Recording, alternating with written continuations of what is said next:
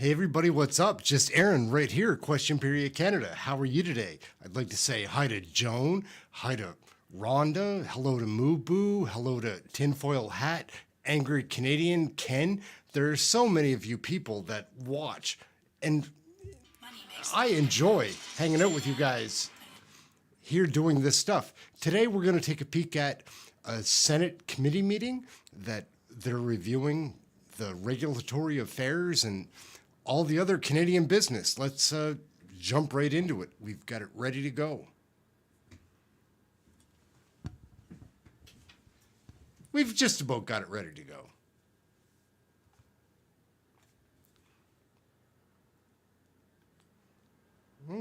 Here we go. Maybe get started. Bonjour, honorable senator. Good afternoon, honorable senators. I see that we have a quorum.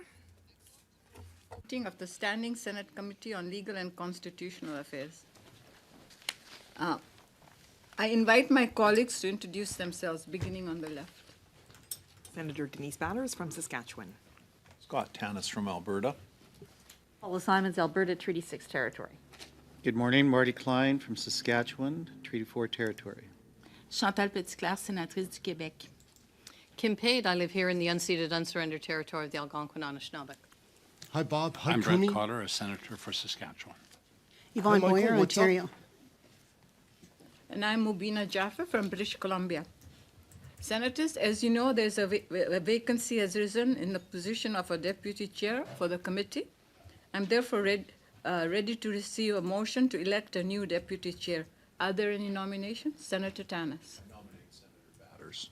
It is moved by the Honorable Senator Tanis that the Honorable Senator Batters be deputy chair of this committee. Is it your pleasure, Honorable Senators, to adopt the motion? Okay, thank you. I declare the motion carried. Congratulations, Senator.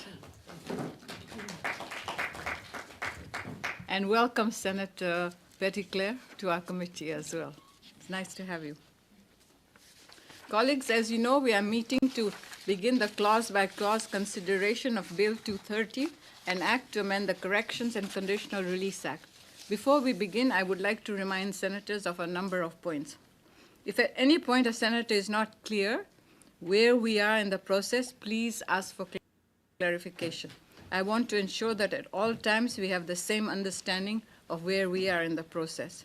In terms of the mechanics of the process, when more than one amendment is proposed to be moved in a clause, amendments should be proposed in order of the lines of a clause.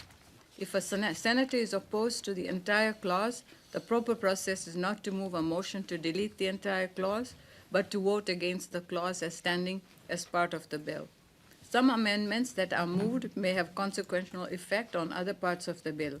It is therefore useful to this process if a senator moving an amendment identify to the committee other clauses in the bill where this amendment would have an what's effect. up?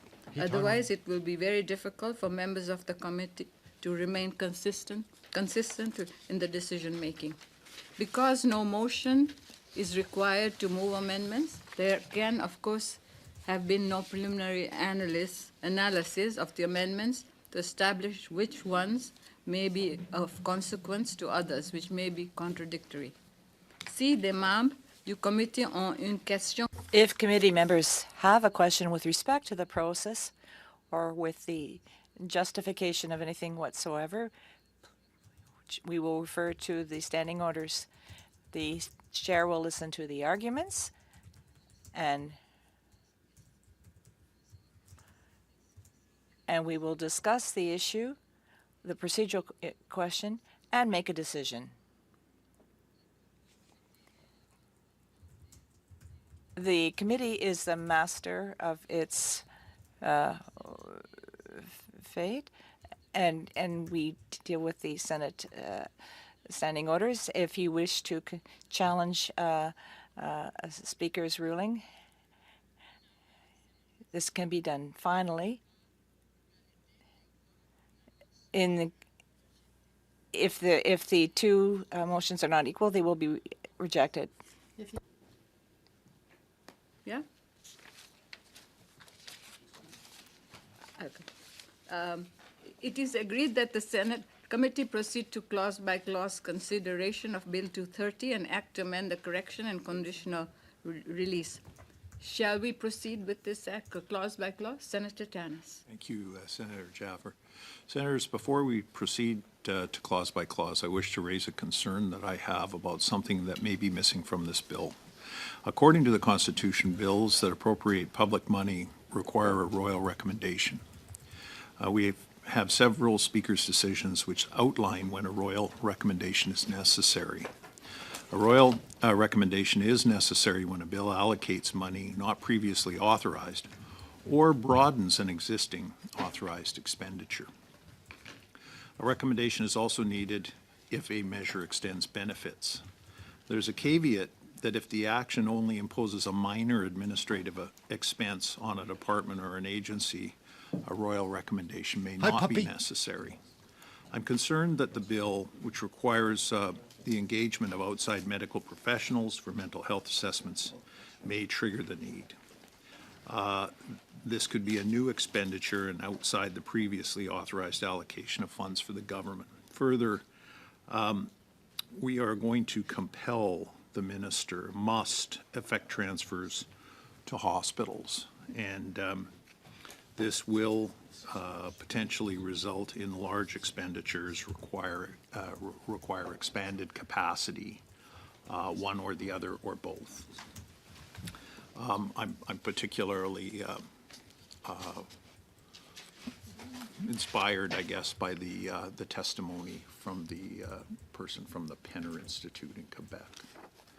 The provisions in this bill that are to be used by the department could fall, I suppose, within the exception of being minor, but we don't know. And my interjection here is not to prevent us from considering the bill, but to make sure that we are proceeding correctly. It would be a disservice to Senator Pate, in my opinion, if we proceed only to have it stopped later in the process.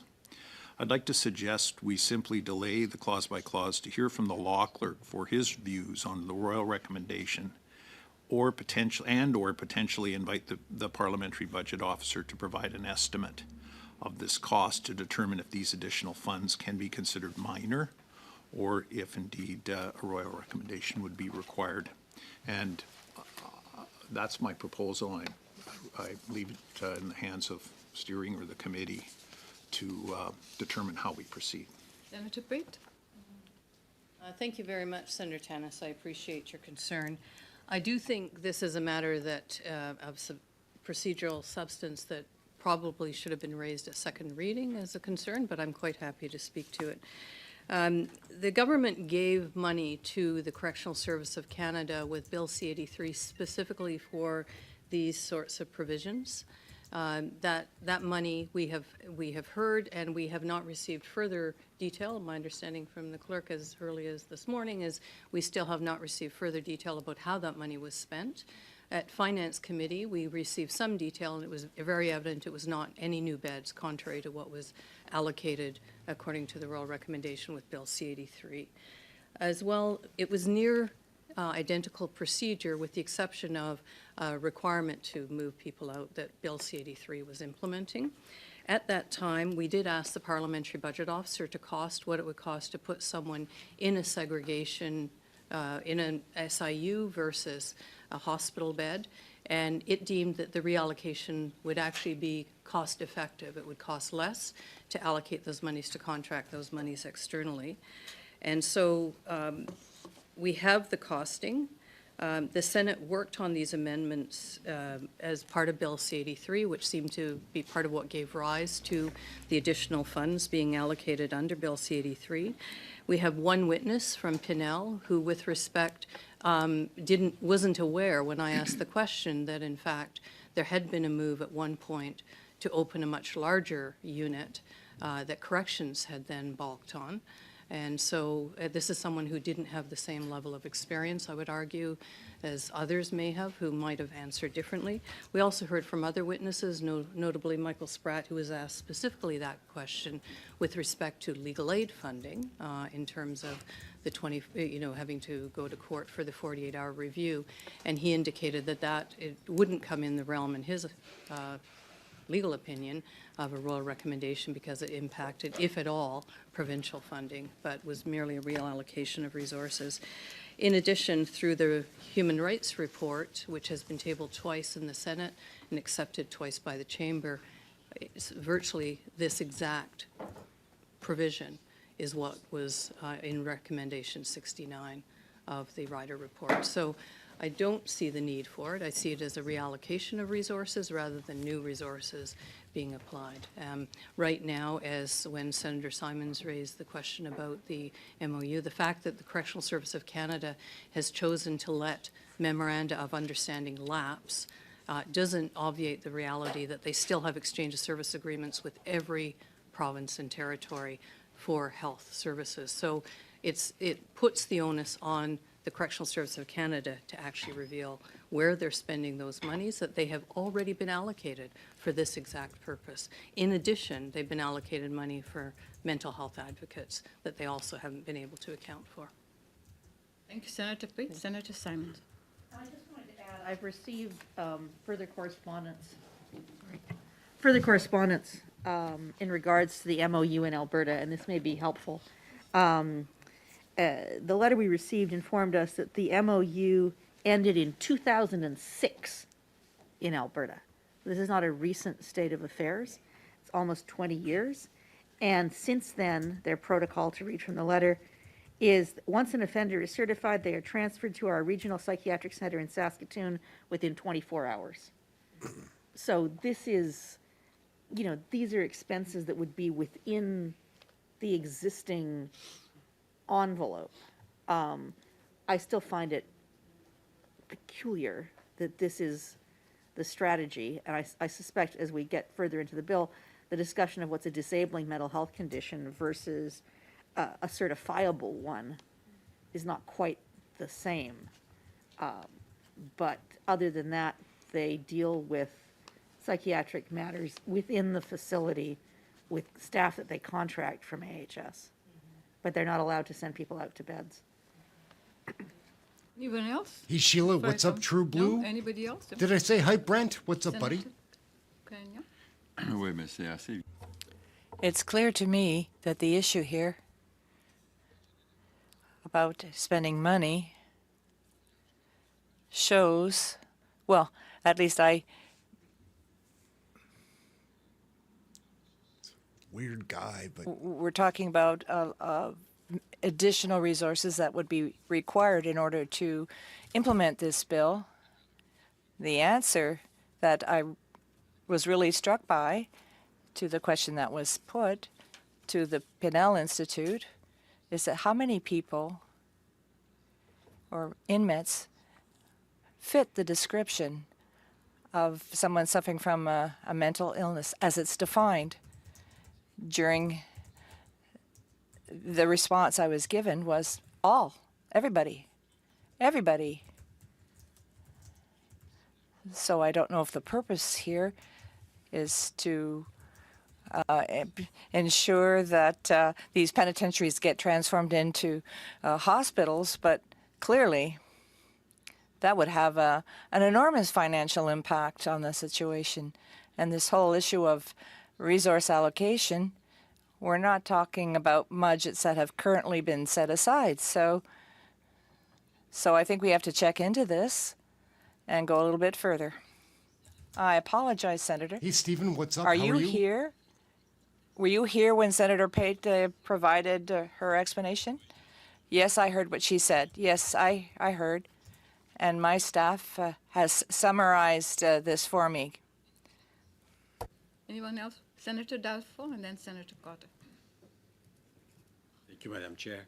I will speak briefly on the point of order. I think it deserves to be looked at.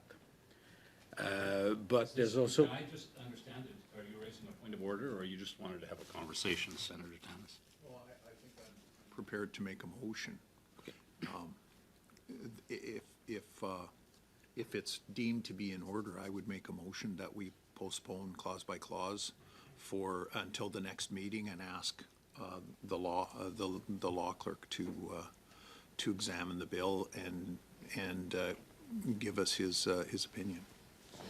I'm trying to understand what we're doing, which brought to my attention the way Senator Delphine began. So I think this is really a motion to adjourn consideration of this presently, and isn't really a point of order at this point.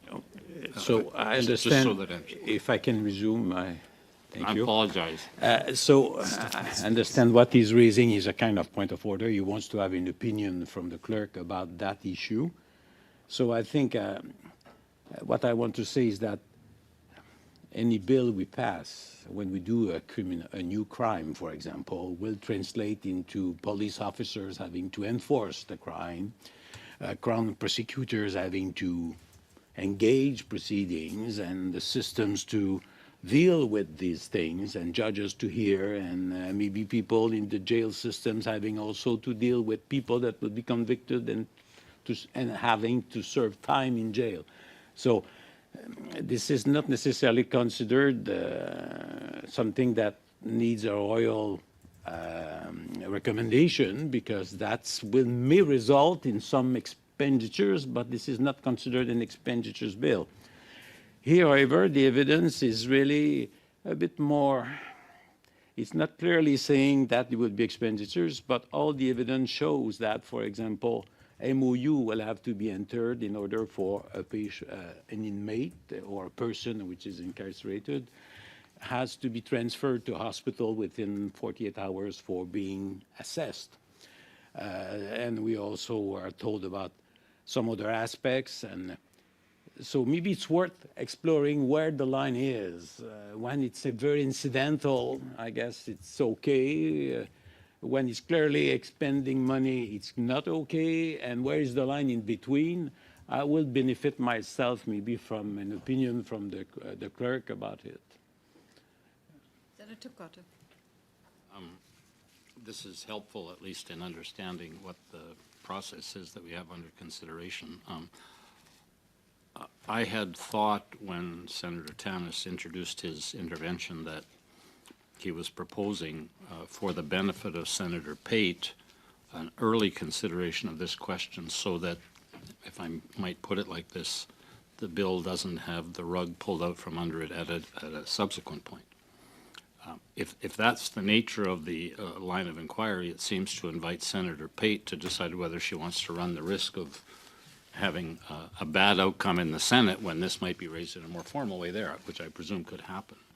And in that sense, I thought it was Senator Pate's call. If this is a motion to adjourn consideration of this, to answer this question, I understand it's a legitimate line of inquiry, but it does seem to arise at the very 11th hour, since we've been studying this bill and hearing about these questions of cost for a few months. And in that respect, it seems to me unfair to Senator Pate to have her bill not considered today if she wishes to have it considered. So I think I would vote against the motion to adjourn clause-by-clause consideration. Hi, Douglas. What's up? Senator Tanis or Senator Barris? Thank you. My point was going to be that how this came I like about her. this morning was after the chair asking, is it agreed that the committee proceed to clause-by-clause consideration of this bill? And then it was at that point that Senator Tanis raised his intervention. So it seems like that is actually the very appropriate point to raise such a point, and to determine that before we proceed to clause by clause, this should be a topic that is dealt with. So I think that that's the appropriate point, and I don't think it's not really a point of order, but it's just that point in the process when the chair considers that and when we decide whether we're going to clause by clause. Thank you. Senator Tanis, I'm putting on the whatever the word is, hot seat, but would you be agreeable to what Senator Cotter suggested? That we proceed, and it's Senator Pate's call? Look, I'll abide by the will of the committee or the call of the chair. I've heard it's a valid concern, and I apologize for the lateness of it, especially to Senator Pate, who's worked hard on this bill as she does on all of her bills. But I think it's a legitimate concern, Chair, and if to do nothing other than clear the air, maybe we have a vote and then we'll move, and then I'm happy to move on. But again, I leave it to you. Okay, we'll try and resolve it without a vote first, and then Senator Pitt, did you want to say anything else? Well, I'd be quite prepared to ask the parliamentary budget officer to update their costing based on this. My preference would be to proceed with clause by clause at this point, but I would undertake to get that costing and make sure it's distributed, and share that with folks and see, because, you know, one of the realities is if you ask corrections, will they need more money? I can tell you what their answer will be. I can tell you today what their answer will be. That's what they said on Bill C-83, and that's why that's why new allocation of monies was made at the House level for resources, and they have not been able to establish what they spent that money on. We heard from the correctional investigator that they've, in fact, gone from 600 mental health beds to 200 mental health beds in the time that, you know, they've also cut MOUs, and so the reality is I would trust something from the parliamentary budget officer to try and assess that information. I'm not certain something that will probably rely on corrections itself we can trust to be necessarily accurate, quite frankly. So if we proceed Quite clause frankly. by clause, and we're not going to report this out until we're back here in 2 weeks, right, or 10 days or whatever,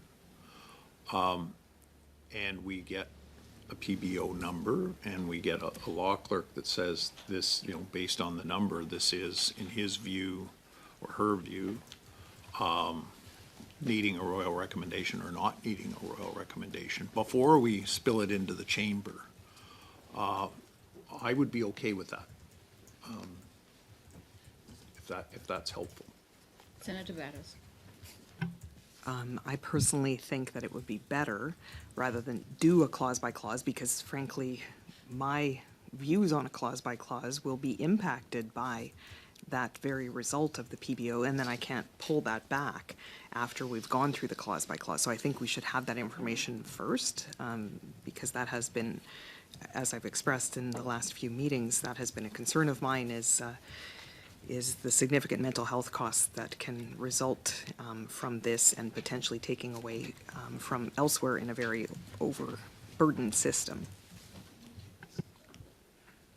Senator Dalfa, I'm going to call on you. You said that you would like I don't want to put words in your mouth, but you said that you would like to know from what the line is before we proceed. Is that what you're saying? I will feel more comfortable, quite frankly. Okay. Anybody else?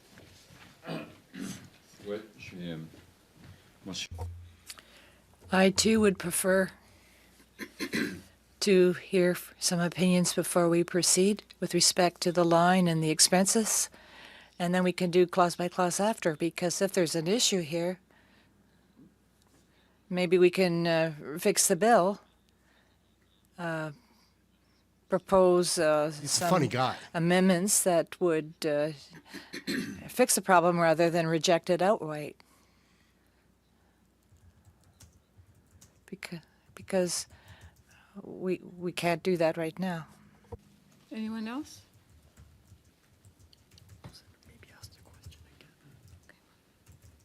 Anyone else?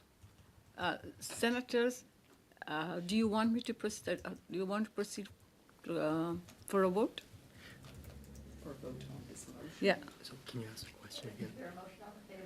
I would say. He flips what's So up. the motion is it agreed that the committee proceed to clause by clause consideration of Bill S-230 and act to amend the Corrections and Conditional Release Act? Is it agreeable that we proceed just now? No, no. No. We better take a vote. Good day, sir. So the question is, can we proceed just now? May I call the roll call? The Honorable Senator Jaffer. No. The Honorable Senator Batters. No. Sir, I made a mistake. Mine is yes. I'll start over. I apologize. The Honorable Senator Jaffer votes yes. The Honorable Senator Batters. No. The Honorable Senator Boyer. Yes. L'Honorable Senator Carignan CP. No. The Honorable Senator Cotter. Yes. L'Honorable Senator Dalphon. No. The Honorable Senator Klein. Yes. The Honorable Senator Pate. L'Honorable Sénatrice Petitclerc. Oui. The Honorable Senator Simons. Yes. The Honorable Senator Tanis. No.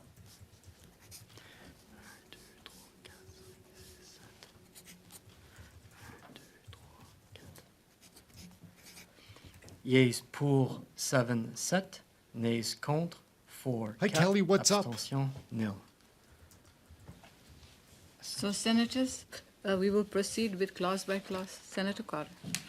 Could I say, notwithstanding the outcome of the vote, that I think Senator Tanis proposed a wise move forward, and I think Senator Pate was in agreement that in the interim, however we deal with, amend, adopt, or not, it would be helpful for this question to be known, and we have a small window of time for that to be explored.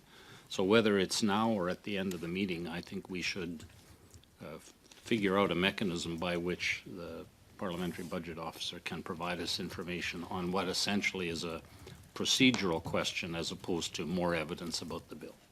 Senator Pate. I agree with that, and it would likely take priority if it came from you as chair of the committee than from me as a member of the committee. So what you, all of us agreeing that we want to hear from the Parliamentary Budget Officer, because Senator, you had suggested also an opinion from the law clerk as well? The two? Okay. So may we do this at the end, please? Thank you. Shall the preamble stand postponed? Shall clause 1, which no. Shall the title stand postponed? Oh, yes. Shall the title stand postponed? Agreed. Shall the we already agreed on that. Shall clause 1, which contains the alternative title, stand postponed? Agreed. Shall clause 2 carry? On division. Shall clause 3 carry? On division. Shall clause 4 carry? On division. Shall clause 5 carry? On division. Shall clause 6 carry? On division. Shall clause 7 carry? On division. Shall clause 8 carry? On division. Shall clause 9 carry? On division. Shall clause 10 carry? On division. Shall clause 11 carry? On division. Shall clause 1, which contains the alternative title, carry? Shall the preamble carry? On division. Shall the title carry? Shall the bill be shall the bill carry? Recorded vote. On division.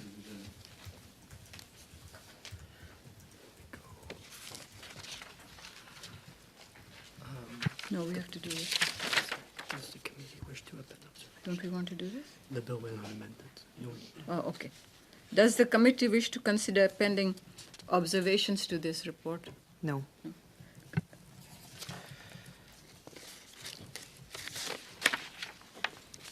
And is it agreed?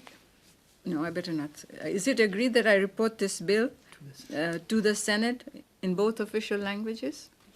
Well, except, wouldn't we wait for the Yeah, results? I'm not going to, we already agreed we won't do it until we get the bill. Okay, so that Yeah, needs and to I'm be going to say that- expressly part of that. So, yeah, you're right. Thank you. So, thank you. Senators, what we'll do is, as we agreed, I will not report this back to the Senate until we get the opinion of the law clerk and the budget officer. So my next question, Senator Dalphon, 1 second. My next question will be, can someone, oh no, Senator Dalphon, come. You had a question? You are going to say maybe what I was going to ask. The answer is that, yes, if we get the opinion and we get the PBO report, I guess we're going to reconvene, discuss that, and then agree to send the report to the House or not? Senator Carter.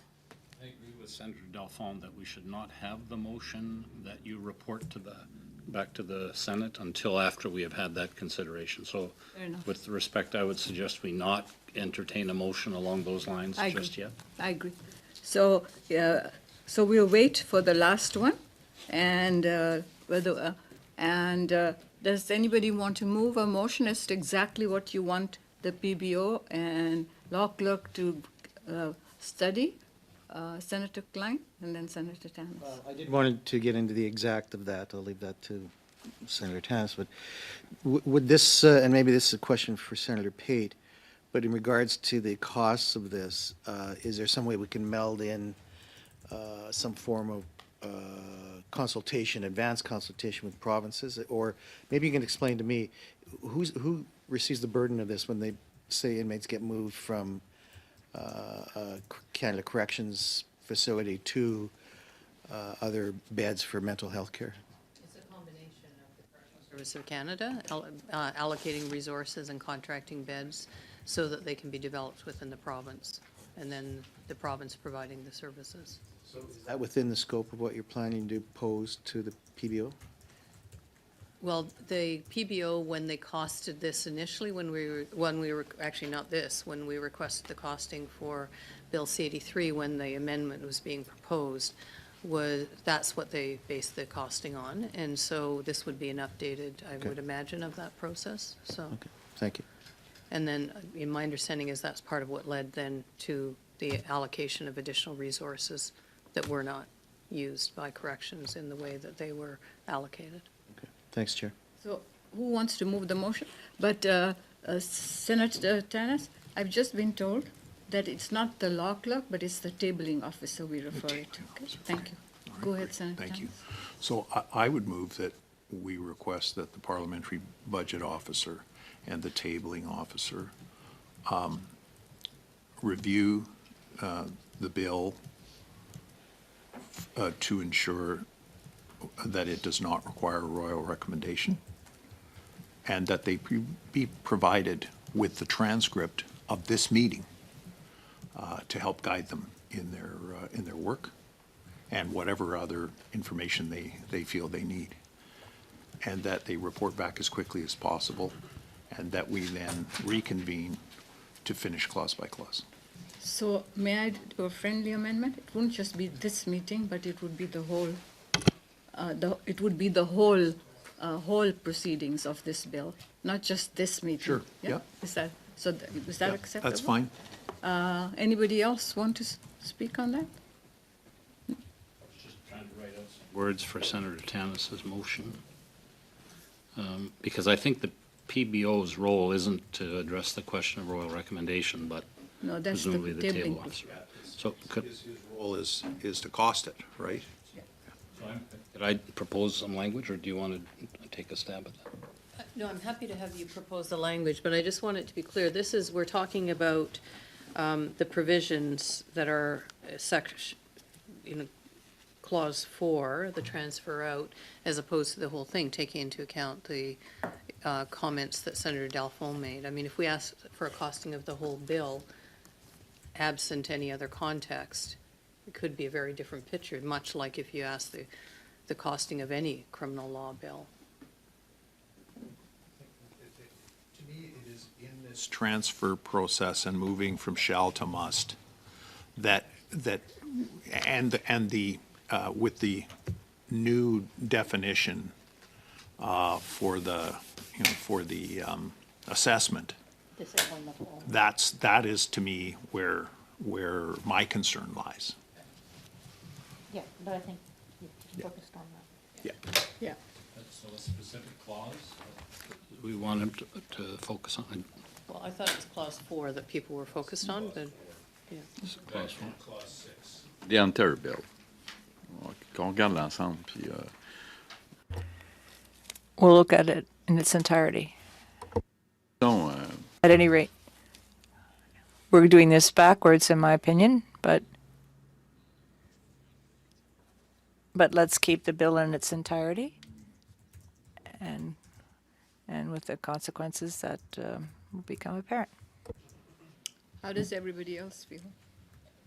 Well, we have a motion of Senator Tannis here. Senator Tannis, would you like to reword it with all it, or Senator My Cotter? assistant will take care of it. I was close until we started to pull it apart like a cinnamon bun. I'm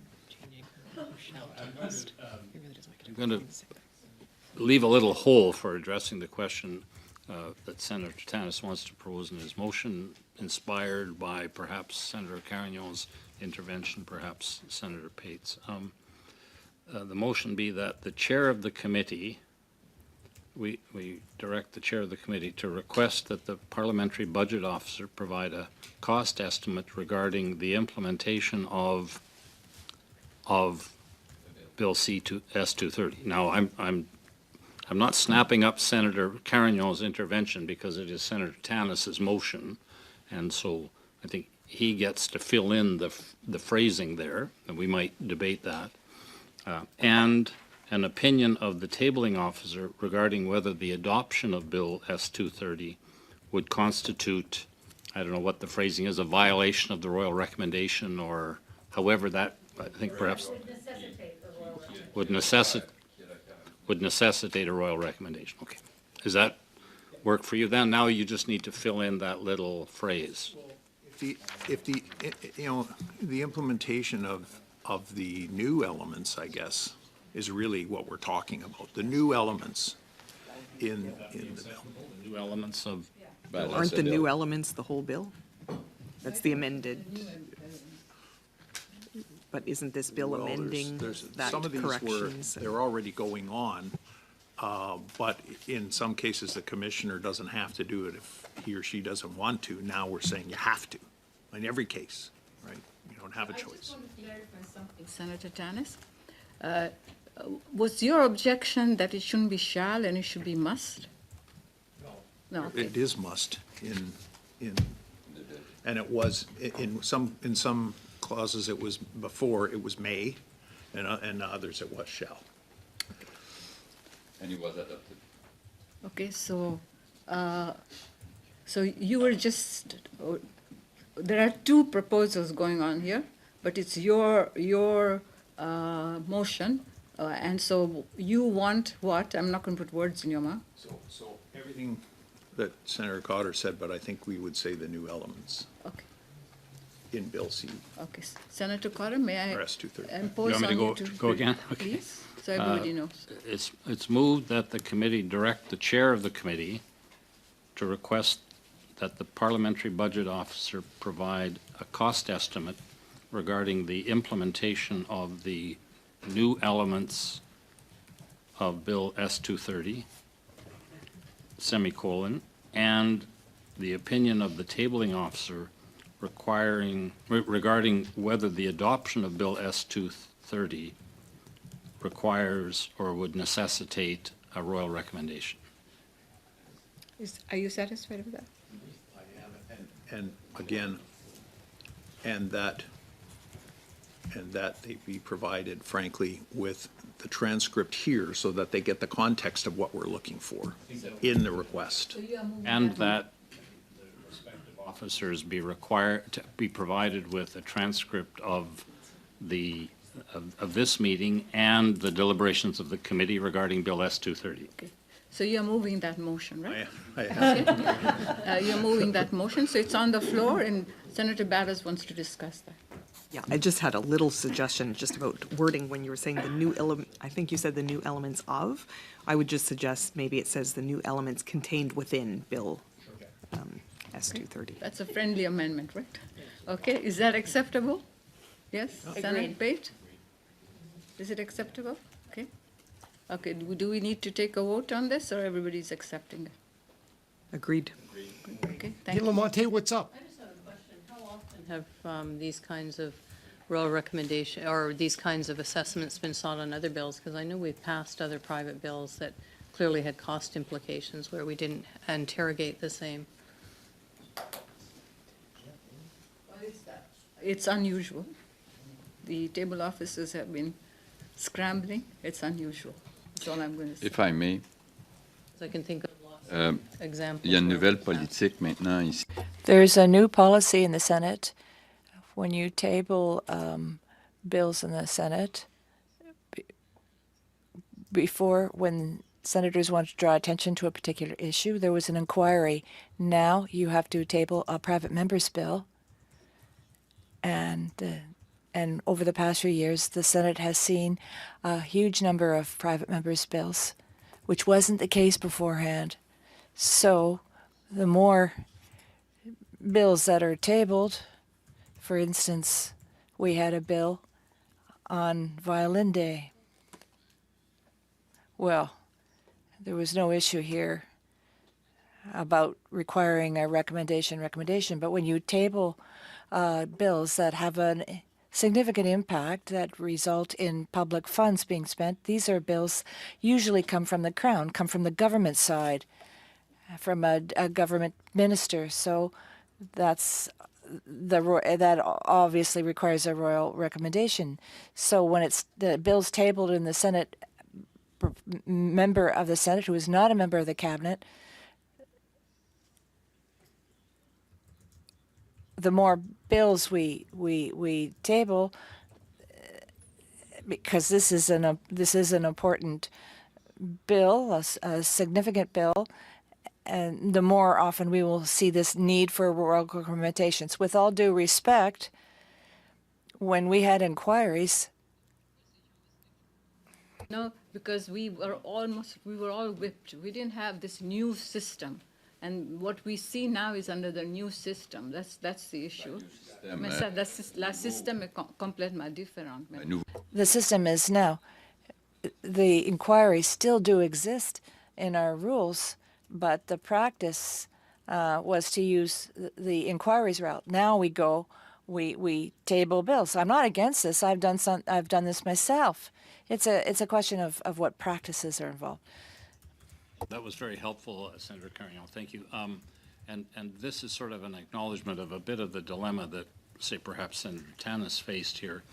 It's not always easy to know at the beginning of the study of the bill whether it will have the implications that some might be concerned about. So it seems to me perfectly legitimate to raise this question at a particular time when, based on the evidence, one might develop some anxiety around this point. So I think probably we need to be flexible in the consideration of when those concerns get expressed, and feels to me like we're following a good process with this bill. Thank you. Senator Pate. No, it's helpful to hear that, because I know we've passed on, whether it's judicial education or on electronic monitoring, we've passed a number of bills that will clearly have significant financial implications in terms of the administration of justice, and we haven't requested these kinds of costings. So if this is now going to be part of the what's up? How procedure, are it's you? helpful to know. And in anticipation of that, with Bill C-83 and the amendments we were making, we actually sought those costings from the parliamentary budget officer. So it's interesting that I'm not certain that others have done the same in previous with private bills. Senator Babbitt. Sorry, finish yours. I just wanted to add, if I may, that there might be additional costs as a result of this newer process that Senator Carignan articulated, but we have started to save a bit of money in terms of the cost of whips that are required in the Senate. So. I will ignore that, Senator Barros. We haven't actually. They're just, some groups call them liaisons. So I just wanted to make a comment about the judicial education bill. Actually, by the time it did finally pass, it was a government bill. The Trudeau government brought it back as a government bill, so then it wouldn't have required a royal recommendation for that one. Okay. Are we ready to call questions? Yes. Maybe call the question. All those in Hey, favor? Mike, what's up? How are you? Of Senator Tanis's, we did it already, right? No, but I don't think so, because Senator Batters. No, she's just telling. She's just making a comment. So we passed, right? We passed it, yeah. The clerk tells me we passed. Okay. I'm just going to say on revision, because I think we already have some of the costing. Yeah. Okay. Senators, this was difficult. Senator Simons. I have one tiny note I wanted to make for the record. When we were speaking recently with Jeff Wilkins from UCCO, I had mentioned to him that I had met with members of his union in Edmonton, and I misidentified the union leader with whom we'd met. He was the deputy regional vice president and not the regional vice president. So I just wanted to apologize for that misidentification. Thank you for the clarification.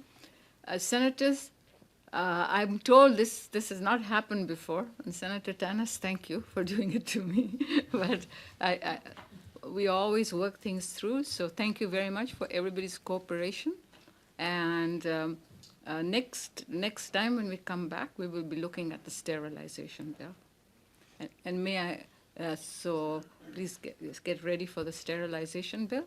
And of course, if we've got the answer from the PBO and the tabling officer, we will proceed with that first. Is that acceptable? Yeah?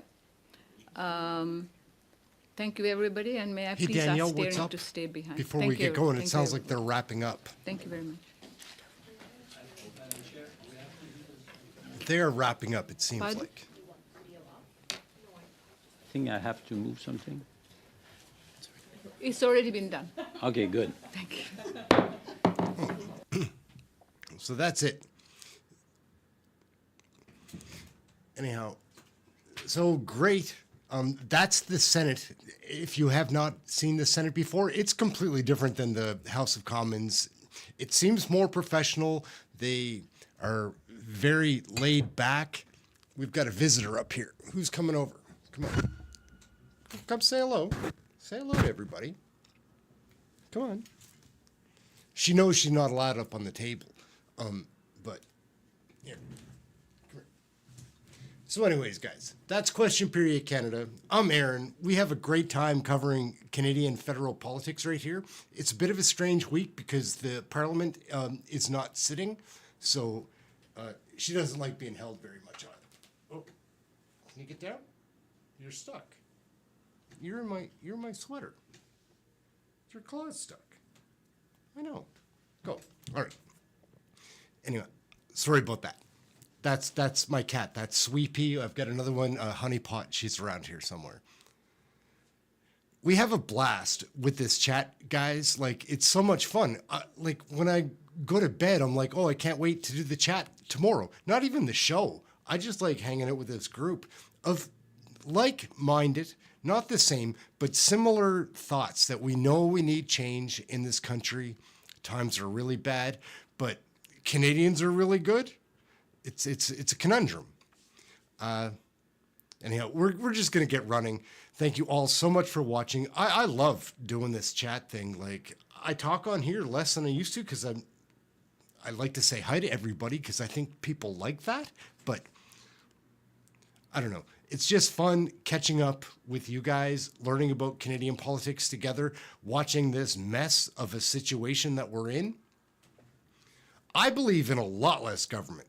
Like, I don't think the federal government's necessary really at all. I think municipalities can run the country, and we have provincial governments and then a federal government. Come on. It's too much. It's a waste of money. Those senators get paid $300,000 a year to do that. That's what they do. Like, did they change anything there? No. Did they make any big decisions? No. What did they do? They were, well, you guys saw what was going on. Anyway, we're going to run. Question Period Canada. Like and subscribe. Share it with somebody that might be interested in trying to figure out, like, how are we going to turn the ship around? Because this ship does need a new direction, that's for sure. We're getting going. Thank you all so much for watching. We're out. We'll catch you tomorrow. We'll be back tomorrow afternoon, same time, same place. We'll catch you then. We'll put out some other videos this evening as well. Catch you soon.